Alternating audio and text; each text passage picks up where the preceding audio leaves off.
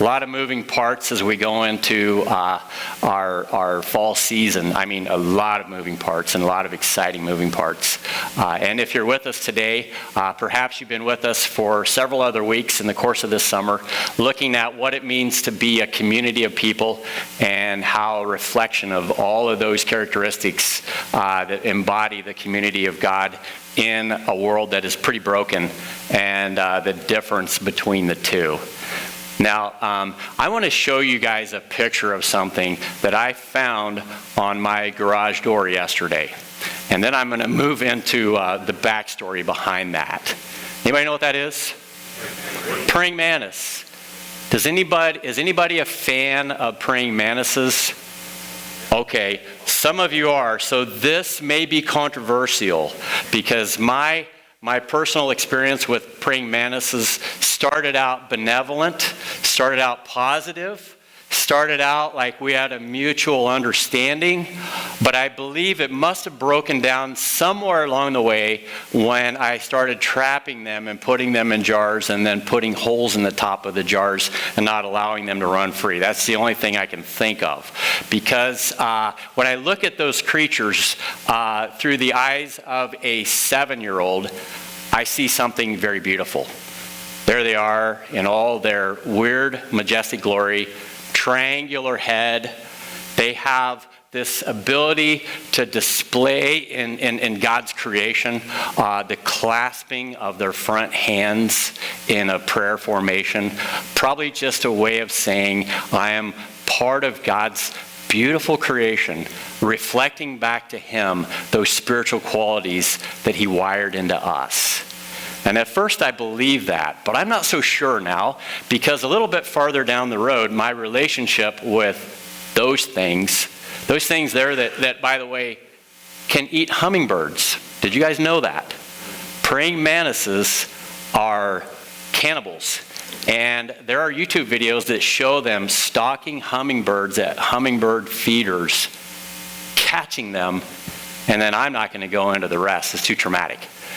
And as I'm looking at them, I'm thinking, something broke down somewhere. And the reason I know that is because I recall looking at one of those in a very curious posture, and it tilted its head that way. It tilted its head that way, and it's cocking its head like that, and it's looking at me like that. And I'm thinking, wow, we've got some kind of communication pattern going here. Well, here's what it amounted to. After it did that, it just attacked my face. And I don't know if you realize it or not, but they have little claws that grip into you. And there's nothing more horrifying than to have some creature that you thought was benevolent turn evil on you in just a half of a second and then begin to take your eyeballs. And I'm like, it's over between us and you and me. And as I'm looking at that creature, I'm thinking, I'm ranking you with all of the other creatures that for whatever reason God allowed to be produced, and now they torment not only hummingbirds but the rest of humanity. So I think about scorpions in kind of the same way, black widow spiders. Does anybody have an insect or an animal that you're thinking, what was God thinking when He made these? Spiders, snakes, mosquitoes. The list goes on and on. I mean, they do have they have enough of a redeeming role that you're like, well, they have a purpose. But in my mind, this is how I see the story. Just bear with me. I think before we, in the form of Adam and Eve, became a part of this whole equation, this is just what legend says, and I tend to believe it, that there was God and Jesus and the Holy Spirit, and then He created the angels, and they were messengers for God, and it was sort of like God and these beings that are so beautiful and majestic and angelic. And then God said, you know what, let's just get this thing going. Let's make the earth, let's make all the plants, let's make all the animals, let's make all the insects, everything. It's going to be a big job, and I'm going to outsource some of it to you, Lucifer. You build some of those, I'll build some of these, and then collaboratively we will make all this stuff. And then at the end, God said, I'm going to make man, male, and female in our image. That is, our God is 3 in 1. And as God took the role of fabricating us in that wonderful way, there's all this other stuff. And in my mind, this is just my thinking, before we came, God had a conversation with Lucifer. And this isn't in the Bible, so this is just speaking a little bit in the realm of opinion. But God had a conversation with Lucifer, and he said, we're going to make man, and our job here is to promote everything that man is doing here on earth, to support them, to just enable them, and to foster their potential and growth, and all these awesome things. And then we're going to give man, male and female, dominion over it all. They're going to lord over it all. They're going to fill the earth and they're going to subdue it. And you, Lucifer, and all the other angels, you're going to serve them and you're going to be messengers for them and you're going to help them. And some people say that's when Lucifer said, whoa, wait a minute. You're saying that you're elevating them to such a status that I have to serve them as I'm serving you. I'm not so sure. And as the legend goes, he began to work against the purposes of God, and from what the scriptures describe rather cryptically, Lucifer, who was the crowning angel, the pride of God, and a third of his followers were cast out of heaven. And they're roaming around the earth, creating chaos in God's creation. We're made, they see us, Lucifer himself hones in on us, and then he says, I don't like them, and I'm going to do everything that I can within my will and strength to destroy them. God didn't stop him for reasons I don't fully understand, other than he allowed his presence to occur. And in some ways, God said, we'll let this play out. Well, all of that is just speculation on my part. And there are two takeaways from that. One is, my theory is, all of those nice things that turn bad.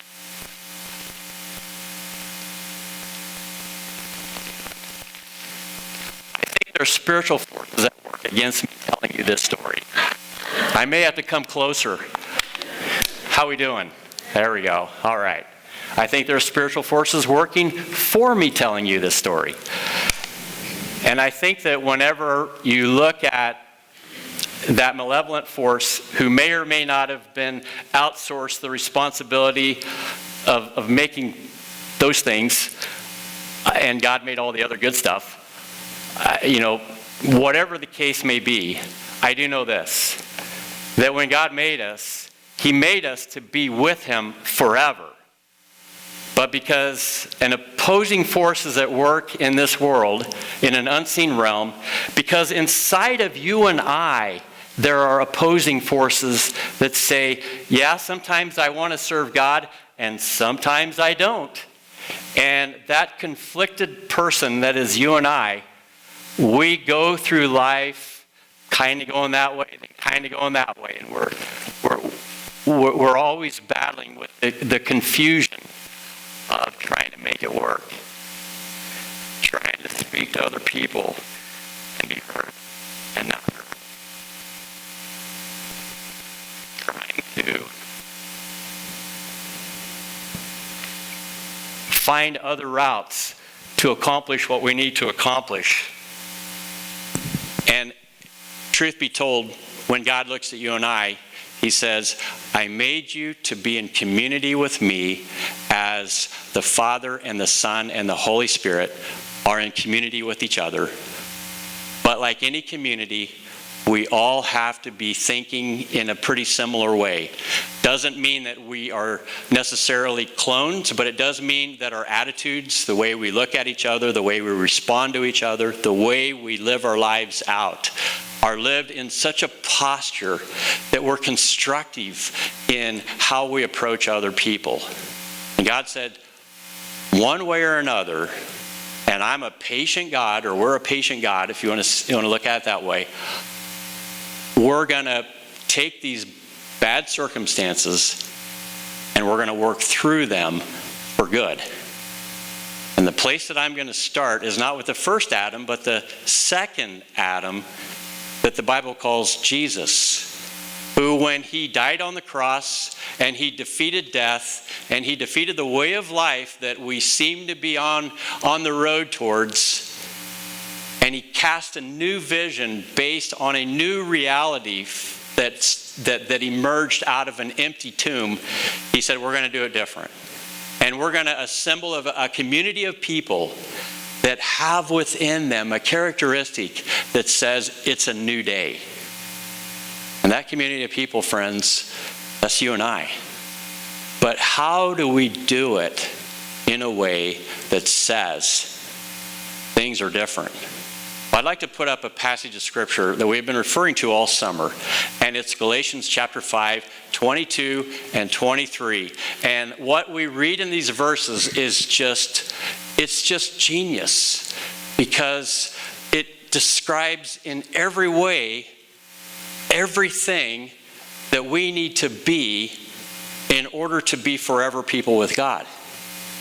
And I'd like for us to just, because this is such a critical verse for a believer and for a person who's trying to wrap their mind about what Christians are supposed to be like, I'd like for us to stand, if you don't mind, and I would like to read this together because it just needs to be embedded in your thinking and in mine for sure. Let's read it. But the fruit of the Spirit is love, joy, peace, patience, kindness, goodness, faithfulness, gentleness, self-control. Against such things, there's no law. No need for policemen. Go and have a seat. And as God is speaking through Paul to us in those words, he's saying, if you want to envision what it's like to live forever, go no farther than that. And when the people who embody those characteristics assemble together, it works. It just works. It's like fail-safe. It's a recipe for things to have a virtuous upward spiral. But as you know, there are forces at work within us and outside of us that do not want to see that emerge in any situation, especially this one.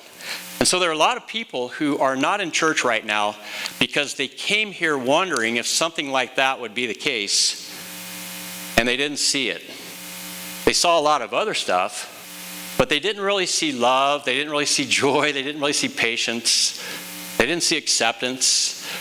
They didn't see all those qualities working themselves out in the day-to-day, week-to-week, Sunday-to-Sunday behavior of Christians. And so they said, I want to believe in God, I want to go to church, but what's happening there doesn't resonate.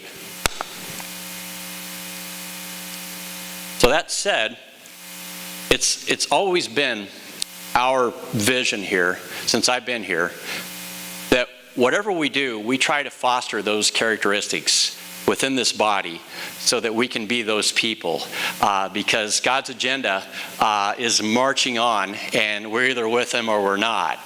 And today we're going to look at, as we zoom in on one facet of those 9 qualities, the idea of gentleness. And, I could just say, if you look at the image on the stained glass behind me, you get a picture of someone who's responsible for the very universe that we live in. All of the stars that Cassini and the Voyager probes and all of those different ways of just reaching out as far as we can to see what's out there. That guy made it. And a whole lot more. And yet you take all of that power and all of that capacity and you just distill it down to a man. And a man who interacts so powerfully, but so gently. And that man came to show us that with all of that power at work in the universe and working in your world and mine, it needs to be aligned in such a way that it is all working for good. And he came to show us that. And to varying degrees, we get it right. Sometimes we get it completely wrong. Why? Because the world that you and I live in, it doesn't like gentleness. Matter of fact, it doesn't fit into the rules of how the world functions. You see, when you take God out of the world and out of your life and mine, who's left? Us. Just you and I. That's it. So, and we're pretty insecure beings. So how do we feel secure? How do we feel significant? How do we get a sense of trying to fill that deepest need that we have that only God could fill, but because he's no longer part of it, what do?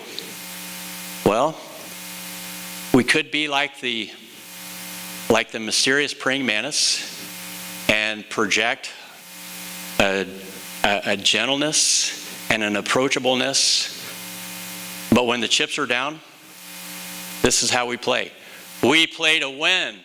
And essentially, that's what the world says. It's you and only you. If you don't win, you lose. If you don't get to the top of the food chain, you're at the bottom of the food chain. If you're not successful, then you are unsuccessful. If you don't make your way in the world that says, look, I'm significant, then you are a nobody. And it's very either or. And we hear it constantly. Now, I don't know about you, but I love competition. We all have different things, I think many of us do, that we compete in. And we find it very satisfying, very rewarding. And in and of itself, it's really not a bad thing. But when you take the spirit of competition out of games and you begin to apply it into the life that we live day in and day out, then it really becomes a mutation of something bad. And so at the end of the day, this is the image that we want to see ourselves in. We want to see ourselves with a trophy at the top of the podium, at that place that says, look at me, look at what I've done. Because if I don't have this to project to you, then I really have nothing, because there's nothing out there that says I'm of worth or value. It's just me versus the world. Now, maybe there's a few people around me that kind of make me feel secure, significant, but overall, it's how the world plays. And if I'm gentle, you know what happens to gentle people? They get plowed over. You've ever heard the phrase, no good deed goes unpunished? It's just the way the world works. The world eats gentle people for lunch. Or at least it would like us to believe that, because I don't believe that. I think actually gentleness is something that is defined not as just being a doormat for people in the world or being someone that is just nice but has no backbone. I think gentleness, as Paul describes it, is altogether different. Now, here's how I want to approach it. I believe that we have a gauge at work in our minds and our hearts that are synced together. And the gauge looks like this. On the one side is rage. In the middle could be gentleness. And on the other side, it's just indifference. And the way I look at gentleness relative to that gauge is this. There are things that happen to us in the world that make us angry. We're at work and a boss looks us over for a pay raise or dumps a lot of work on us that we feel like is unfair and undeserving. Or we get into a conversation with some other people and they're kind of belittling and condescending and we just get angry inside. And you felt it. You know what it's like to have it just a concentration of all of this energy welling up inside of you. But what do you do with it? Because the energy's there, no question about that. And it's just waiting to get out. Now this is a weird story. I was driving back from Illinois via Columbus, Ohio after I dropped my son off a few weeks ago.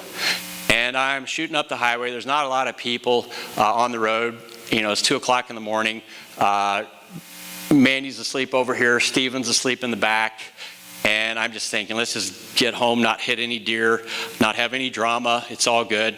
God, just keep us going. And I come up on this car that's moving at a similar rate, but when it gets close to where I am, it begins to pace itself with me. And then pretty soon I see a head, and then an arm, and then a fist emerge out the window.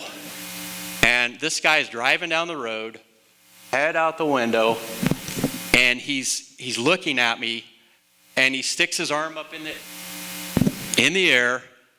Only all the fingers that I have up right now, just imagine all of them but one being clasped. And I'm like, what is this guy's problem? What did I do? I'm just trying to pass this car, and all of a sudden, he's pretty upset with me. And honest, I don't think I did anything that would have provoked him. But for some reason, in his mind and his imagination, at 2 o'clock in the morning, with all the stuff that was churning in his whatever life that he's living, he just had to let me know that he was just mad as hell at me, and he's not gonna let me off the hook.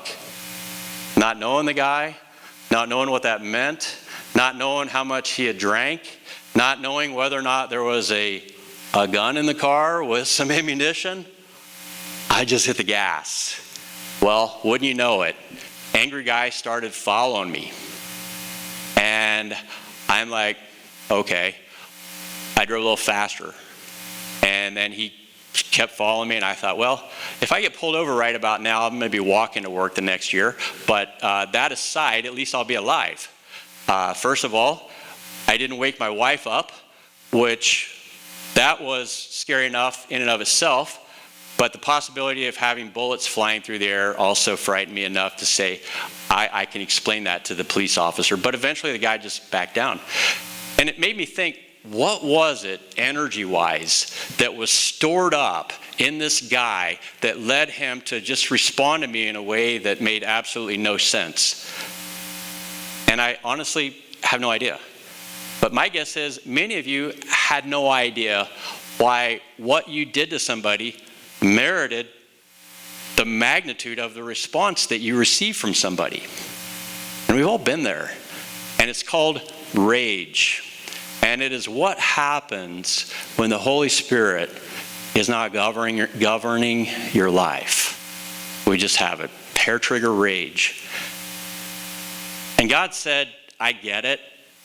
It's a broken world. It's jacked up. And not only that, you got what used to be a nice, beneficial spirit, cooperative, now working against you at every turn. God says, I get it. I get the forces at work. But even though they're at work in you, look at it this way, through the lens of gentleness. Take the energy that has led you to that place, filter it through a cross where a violent act against God was responded to non-violently in order to break that cycle of violence. And when you filter that through that cross, it changes. It changes what you do with what you have. Because the cross has an incredible way of taking toxic stuff and remaking it into love. Got that? You with me? And so gentleness is a cool way to express that love, that power under control. I mean, honestly, I was in my wife's 4Runner. First of all, it's not my car, and his car was smaller than mine. I could have just bumped him off the road. There was nobody else on the road. There he goes. I could have even thought that. which I know people think. But that I ain't about that anymore. But here's where God says you may be about something that you need to check yourself with. And that's the next gauge. And that gauge says this. Well, here's a definition first of all. Then I'll show you the gauge because I think it'll make better sense. Gentleness, if I were to give you a definition, a modern day definition based on how I think it applies to believers in the 21st century, could be defined this way. Behaving with kind words and actions that cause other people to feel safe.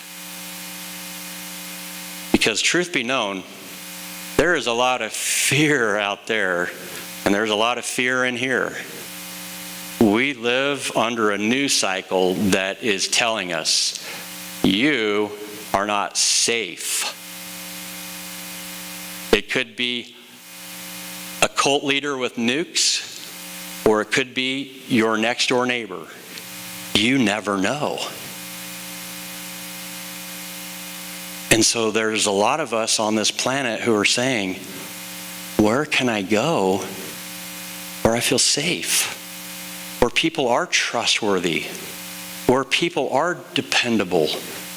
Where people are accepting? Where people don't have a hidden agenda? Where can I find that place? You know what God's saying? Well, I've been working a long time to make that place available. I just hope all my people are on board. And we may or may not be on board. So here's the last gauge, and it's this: indifference. Now, churches are pretty good at doing this. It's a bad world out there. Let's be good in here at least. It is, we're against all that stuff. But honestly, we're not really for anything. But we are against stuff, for sure. And God says, you got to do better than that, because there's a lot of stuff that I'm against that I'm also for. And your calling is to be a part of that.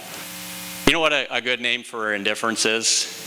Passive aggressive. Just means I'm not doing anything about it, so do what you want. But I ain't budging. I ain't moving. It could be I'm just going to wait till it blows over. But God looks at us and he says, I did not make you to be passive aggressive. I actually made you so that you would responsibly take care of this whole thing. And when things aren't working right, I made you to try to redeem it. So here's the challenge. Here's where the rubber meets the road, I think anyway, because I've been praying about this a lot and been thinking about this and having conversations with people about this a lot, and it's just crystallized in my mind, which is I hope a good thing. And that's this. It hopefully is a way of answering the question, what is First Christian for? What are we for? Here's what I think. I think if we're right in the middle of Salem, let's be for Salem. Let's just take our posture and the eyeballs that God's given us and the connection that we have with him and honestly ask the question, God, how are you for Salem? How are you for the people around us? God, I'm going to take communion here pretty soon. I'm going to look at my sins, and I have to tell you, I think I'm getting it right for the most part, but it's the stuff that I'm not doing that I think you're weighing down on me with. And I think, God, I've been guilty of indifference, and I know that needs to change. And so here's what we're going to do. On October 8th, we're not going to have worship in the morning. What we're going to do is, if you're a part of a Sunday school class, if you're a part of a community group, if you're potentially going to be a member of the men's group that's going to be meeting on October 9th, if you're part of the bridge service and you want to work with some other people, regardless of how you fit into this equation, we want to challenge you, and I hope you come alongside with me, to not be indifferent, to take all the stuff we're learning here, all the stuff that we're enjoying here, all the stuff that are the takeaways here, all the information that we're learning here, and I want us to sacrifice a little bit. And I want us to ask that question. God, what can we do? If you're for Salem, what do we need to do? And if you're in a group like that, I'd like for you to ask this question with your group. On that Sunday, what can we do during the course of 2 hours that will add value to this place, that will honor God in being gentle to a pretty broken and unkind world? What can we do? Is it visit shut-ins? Is it calling people and encouraging them? Is it raking leaves? I mean, I can give you a list, and I'll probably come up with one just so it'll get you going. But the most important thing for what we're doing is just to begin to take what we're talking about and give it some traction. So we're going to gather on that Sunday within our groups, or however it is that we can help orchestrate that, and we'll give you steps next week so that you can go a little bit farther as we ramp up the next 3 weeks. And then this is what we're going to do. Afterwards, we're going to come back here at 5 o'clock, and we're going to enjoy a free meal that is catered by some of the finest chefs on the East Coast that are available to First Christian in the form of perhaps elders and a few other select people. And we're going to enjoy a meal. And then after that, we're going to come up here at 6 and we'll worship. And then after that, we're going to have some fire pits outside that are not going to damage the property, and we'll round it out cooking s'mores and having some fellowship. I think it's a pretty good way to begin to honor God in this way, and I just want to invite you to be a part of it. I'm pretty stoked about it because I think it's a posture that we've been needing to have for a long time. And even as I'm telling you this, I've already had people giving me different things that God said, I feel called to do this. And I'm pretty stoked about just unfolding some of those things that people have described to me. Because I honestly think this isn't the brainchild of Leonard's imagination. This is a God thing. And if we're open and willing, God will pour stuff into your head as he's been doing mine lately. And I'm pretty excited about being something that is God orchestrated. I mean, I don't mind leading in the church. Matter of fact, I enjoy being called to do that, and I want to do it well. But it's got to be a God thing in order for it to work. And I think this is it. Well, as we just look at the gauge of our hearts, perhaps the Holy Spirit has not been given enough entry into your life to take you out of rage or to take you out of indifference. And you're kind of hung up in that. And maybe God's saying, we got to break that cycle because we have work to do. And perhaps God is saying, we need to grow in gentleness. We need to allow the Holy Spirit to work through us for others. Real quickly, I'm going to show you another picture. Okay, Friday night, John Barrett and I went to motorcycle races. And if you know me, you know that this is a passion that I had as a kid. I used to race like that and enjoyed it tremendously. Enjoyed the competition aspect of it on the track. And I also enjoyed the camaraderie that I had with so many friends off the track. And it was a secular way of creating community like I'd never experienced before. And it was just a signpost, I think, that God put on the road that I was on to a better community. But I'm still passionate about that. And I'm sitting there in John Barrett's little Razor. We're bumped up against this guardrail. And I'm thinking, I hope nobody crashes through the guardrail into us. But if you know John, he's like, you need to just relax a little bit and live a little. So we're watching these races, and day turns into night, and these little peewee bikes get up there. These are like training racers. You can't see it very well, but these are little kids, probably 5, 6, 7 years of age, probably a little older than that, a little older than 5. But they're just getting started, and they're having fun. They let them go out on the track, and they race around the track like everybody else, take 4 laps. Well, this kid on the outside, he's coming around pretty fast, and he's in the loose stuff, and he's actually not very far away from us, and I'm thinking, he better slow down or it's not going to be good. Well, next thing I know it, he's sliding in the dirt right up in front of us, right past us. And I'm like, oh, that doesn't look too fun. And he's laying there on the ground, and his bike's over here. And I'm like, I think he's okay. He kind of moves a little bit. But what was so cool about this was there were some other people right beside us, and they just jumped over the fence. One of them went down, grabbed this little kid, said, "You all right, buddy?" He's crying, and I know he's scared, and the guy's looking at him, and he's just trying to love on him. And the kid goes from crying to sort of calming down, and then next thing you know it, the guy's just coaching him, said, "You want to get back on?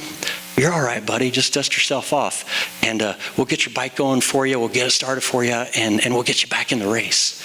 And that kid went from being scared and crying to just having all kinds of courage. He gets back on the bike, and off he goes. And I thought, wow, newbie on the track, could have broke this way, or it could have broke that way. And the game changer was the gentleness of the people that came alongside him. And his whole attitude was, yeah, let's go for more.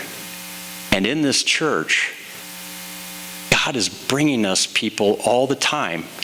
And our response should be, they're newbies on the track, they need a gentle touch. Because if they don't get it, and we're just indifferent, or we're angry because you sat in my pew, then we're not playing our hand right.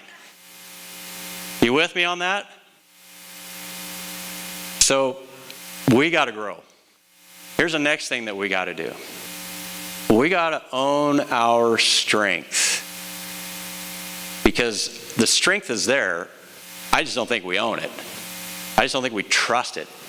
I don't think we trust when God says, "Trust me in faith, because Christ is working in you." Own it. And then here's the last one. Develop it. Now that kid, he didn't have good control.